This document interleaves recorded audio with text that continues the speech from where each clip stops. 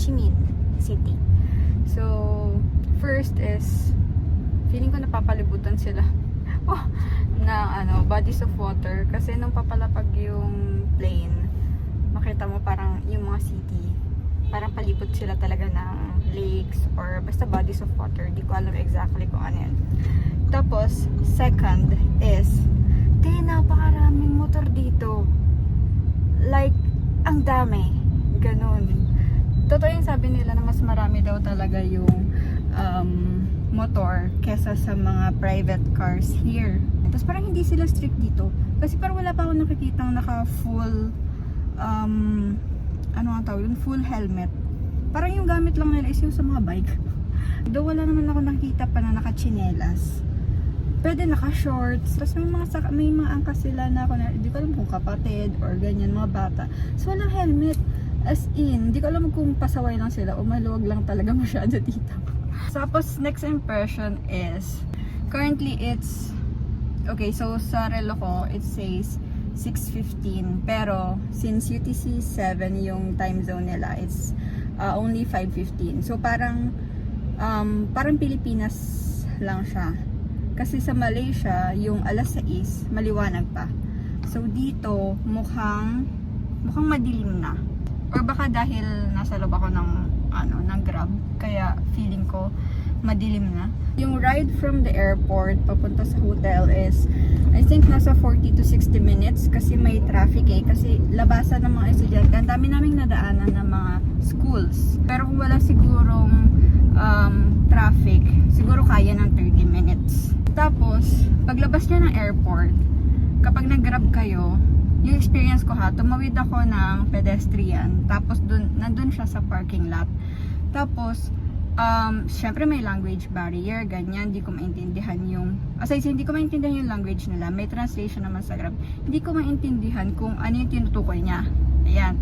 So, meron naman dun mga Grab personnels, Grab officers, basta ganun, na nag-a-assist, nakadamit sila na pang Grab, tapos, you just have to approach them and ask them. Tapos, ayun, tinatakot nga ako, hindi ko alam kung mag-overthink ako, kung tatakbo niya ba yung cellphone ko, ganun. Kasi tinawagan niya si Kuya Grab, tapos, kinausap niya, ganun. Tapos, lakad siya ng lakad. So, sinusundan ko lang siya, hindi ko alam, para akong engot. So, ayun. Ayun lang, malapit na kami sa hotel, isang liko na lang. Okay, laters! Tada! Ito na yung papaliko sa may hotel namin. Parang may street market. Ayan, Bentan. Ito na nga yung Bentan Market. Ayan. So, walking distance lang siya from the hotel. Is it okay to fold the bills here? No. Yeah, come on. Tada! So, ito yung first gastos ko. My Grab costs 112,000. Ayan. So, ito may sukli ako. Na ang dami niyang, iba't iba yung sinukli niya sa akin. Grabe, nakakalito yung pera nila dito kasi thousands. Kung sa atin, piso-piso, ganun. Sa kanila, thousands. Kaya, malilito ka, tititigan mo talaga ng mabuti.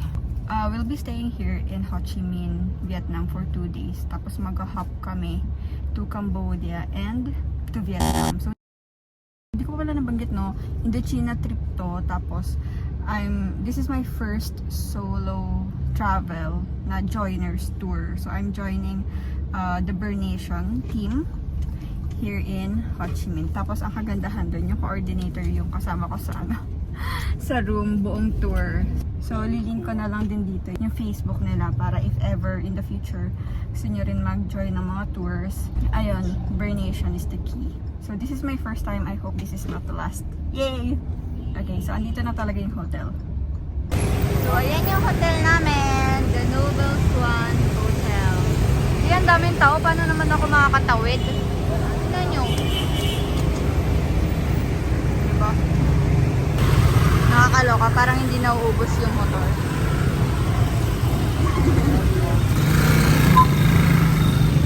Okay, ito na. Ito na yung time ko tumawid. Dito ko lang. Dito ko.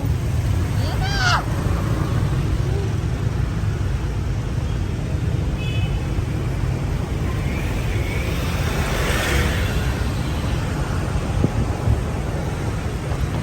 Tada!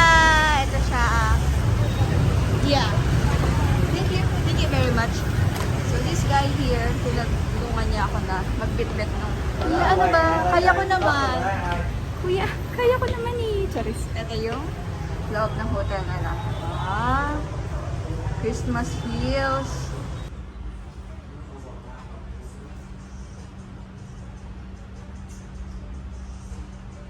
Mukhang pwede mag-iwan ng gamit dito pag hindi ka pa mag-check-in. Kasi ang daming luggage. Ito yung hallway. Medyo makipot lang. Tapos medyo, parang maliit na hotel lang siya. Ganyan. Tapos pagpasok mo, tada! Ayan, bed na agad.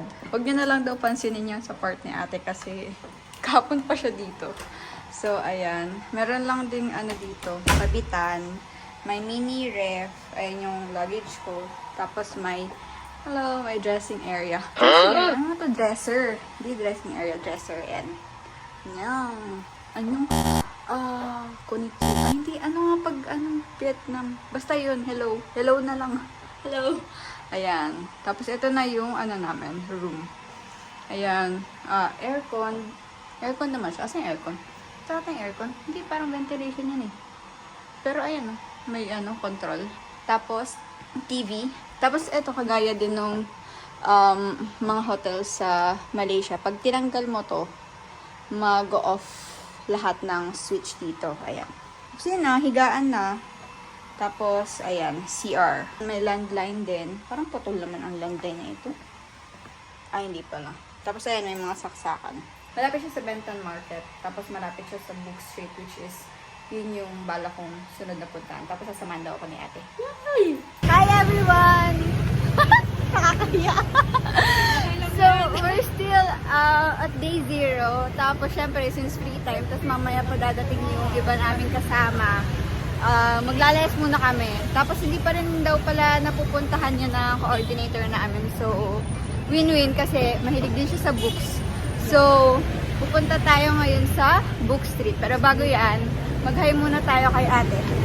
Hi! First night out, day 0. Day 0. Ayan, so siya yung aming coordinator for the rest of the tour and my roommate for the rest of the tour. Yeah. So ayun, sana hindi kami magkasawaan. Ayan. Roommate for 8 nights. Yeah. Oo, for 8 nights. Maglalakad-lakad muna kami dito. Gabi na, madilim na. It's 6 p.m. here. Ah, hindi. Oo, tama. Nalilito kasi tinitingnan ko yung relo ko. Vietnam time. Vietnam time. Life update, buhay pa po kami. So, nakipagpatentero sa motor. Sa motor. So, kapag nandito kayo, kailangan alert kayo. Kung sabog kayo o lutang kayo, wag na kayong lumabas. Kasi, talagang 50-50 yung buhay nyo, te. Ganon. Hindi nila kayo hihintuan. Iiwasan nila kayo, pero hindi nila kayo hihintuan. Tapos hindi nila kayo, yung pipipipan, bubusinahan, ganon. Bulat ka na lang, nandiyan na sila. Oo, ganon. Kaya pag nandito kayo, make sure na alert kayo. Nakarating na kami sa Ho Chi Minh City Book Street. Tada! Ayan siya. Tapos, yung buong lane na to is dedicated for the Book Street. So, if you are a book lover, I suggest pumunta ka dito. Kasi sabi nila, mura daw yung mga books dito. Pero I think second hand lang. Pero at least mura pa din, diba? So, let's see. Tada!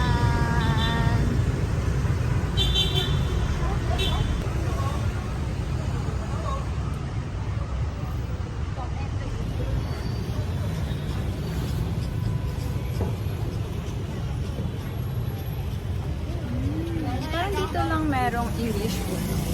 Yung iba ko nakita puro mga Vietnamese book. Malamang nasa Vietnam tayo. Live drawing. So sa magkabilang side, puro books talaga. Yan. Tapos payapa lang dito. Hindi kagaya dun sa labas.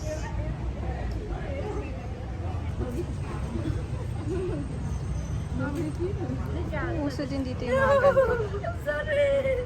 Ay, may pins din sila. Cute. Ito yung sinasabi nila na sikat na coffee dito. Yan. Yan. Puong Nam Book Cafe. So, pwede kang magbasa ng book while drinking their coffee. Pasok tayo. Wong Lang book. Okay. Ayan. So, Christmas na. Christmas na yung design nila. Cutie, sweets. Yung may siopaw sila. Tada!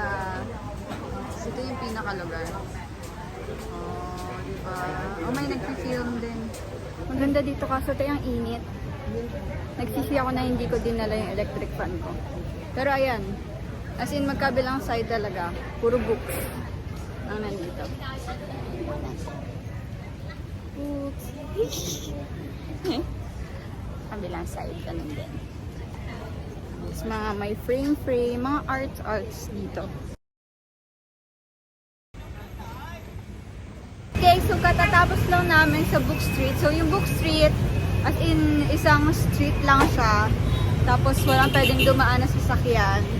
And puro books lang talaga. Bookstores, tapos may mga cafes. So pwede kayong magbasa siguro ng books habang nagkakapeg. Tapos, ayun, marami dun stickers, postcards mostly. Tapos parang lahat ng mga sa art and papers, gano'n. Tapos meron ding magdodrawing, may nagdodrawing ng live, ganyan. May nagpipaint. Ayan, so marami kayong makikita doon, nakaka-enjoy. Worth it naman siya puntahan for side trip lang. So ngayon, maghahanap kami ng kakainan ni ate. Doon ba tayo kakain? Vietnamese style. Vietnamese style. So, sa gilid-gilid kami kakain. Sana hindi sumakit yung tiyan namin. Wish ko. Malapit lang yun dito. Nadaanan namin yun kanina. Yan, so dyan kami kakain sa gilid-gilid. As a local, not as a tourist. Yan. Kaya pala sabi nila, Vietnam is the Europe of Asia. Tama, di ba? Because yung mga parang establishments nila dito, French. French style. Tapos yung mga pailaw nila, dilaw, ganun, hindi white or blue. Pagkatapos namin makipagsapalaran sa pakikipag-usap, so dito kami bibili kay ate. Ayan. So, ang order namin is, mix daw siya ng sausage, cheese, saka chicken. Tapos bread siya. So, ayun, parang siyang tinapay, ganun. Philippine Malya. Yes. Manila. Malya. Yeah.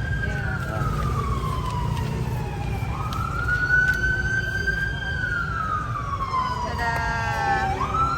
Mog! Alam niyo ba, mas mahirap makipag-usap sa kanila kaysa sa mga Malaysian. Yung mga Malaysian, marunong sila mag-English. Dito, hindi. As in, magde-decode ka talaga. Like, baka after nito maging translator na lang kami. Dagdag ko lang, yung Book Street is nasa likod. I don't know, nasa likod or nasa harap lang ng Notre Dame Church. Ayan. Pero yung Notre Dame Church is still under construction and matatapos siya 4 years pa, so 2028 pa. That's our food. Yung isa is tinapay. Tada! Parang nakagawa na ako nito sa bahay. Tapos yung isa is yung milk tea. Like, super giant milk tea. Look. Tada! Putik ang laki. Oh, diba? So, ayan. Ayan yung dinner namin. 4 day 0. Night dinner na marami. So, yung bread costs 20 Vietnamese dong. And yung milk tea, yung sa akin is green tea. Tapos yung kay ate is traditional. So, pareho lang sila ng price. It's 35 dong.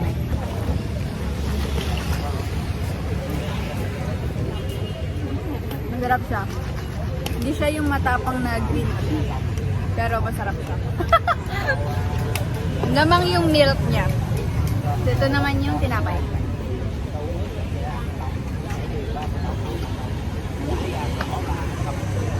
Ay, fairness, masarap nga siya.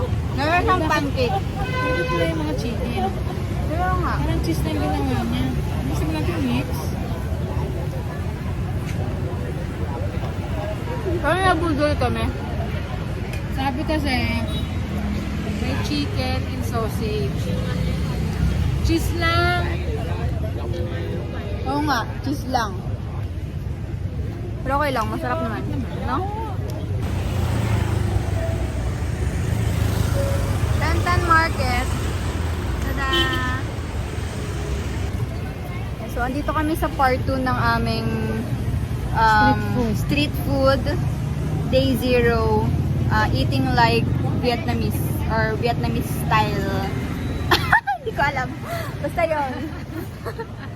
Ayan, nandito kami sa may gilid-gilid lang ng Bentan Market. Tapos, ayan, Xiao Ga Utmap na resto. Tapos, ayaw na namin ng heavy meal, so we just opt to banh mi. Tapos, hati na lang kami. Kasi sabi ni ate, malaki daw yun. So, kung gutom na gutom ka, sakto sa'yo. So, let's try it. Pagod na yung banh mi. Told you. Okay. Anong in-order na to? Roast pork banh mi. Malaki siya. So, tama lang na naghati lang kami. Tapos yung tissue nila, naagad. Salamat ba naagad to? Wipe. So, pwede nang iuwi to. Okay, kain na tayo. Laki. Tadaan! Yan yung laman. So, may gulay, tapos may roast pork na. Tapos yung tinapay itself. Tapos, gusto mo ng mga kung ano. Hindi na, okay na ako. Chili dito. Tikman natin. Tinapay muna. Ayan. You have mayonnaise? Mayonnaise you have? Mayo. Mayonnaise. Mayonnaise. No. Oh. Mayo. Nó định lấy nước để xịt. It's cheaper. Oh. Cái này ha. No more. Có bánh mì. Ah, Nó định lấy okay. nước này mới xịt vô nè. So sabi nila, ito daw masarap sa banis na i-partner. Naiintindihan namin. Bakit naman kasi ito? Xem ramen Same. Oh, okay. Oh, này cho chi pu Okay. Thank you. So, ang nire-recommend nila, lagyan namin ng toyo at kalamansi. Sinapoy! Toyo kalamansi!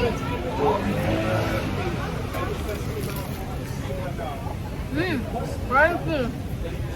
So, wala talaga ng sauce. As in, plain na meat, tsaka gulay. Ikaw na lang talaga maglalagay ng condiment. Para magkalasa siya. Kasi magulay ang Vietnamese.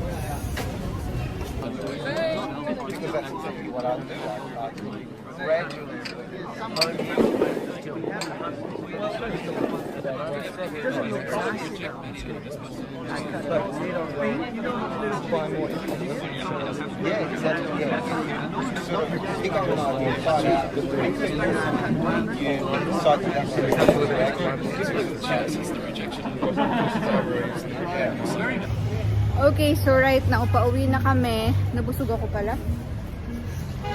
Full. Ayan, so ang binayad namin dun sa banh mi is 60. So, tig 30 kami. Tapos, ayun, maglalakad na kami pauwi. So, dito nagtatapos ang day 0 in Vietnam. Bye-bye! Bukas naman!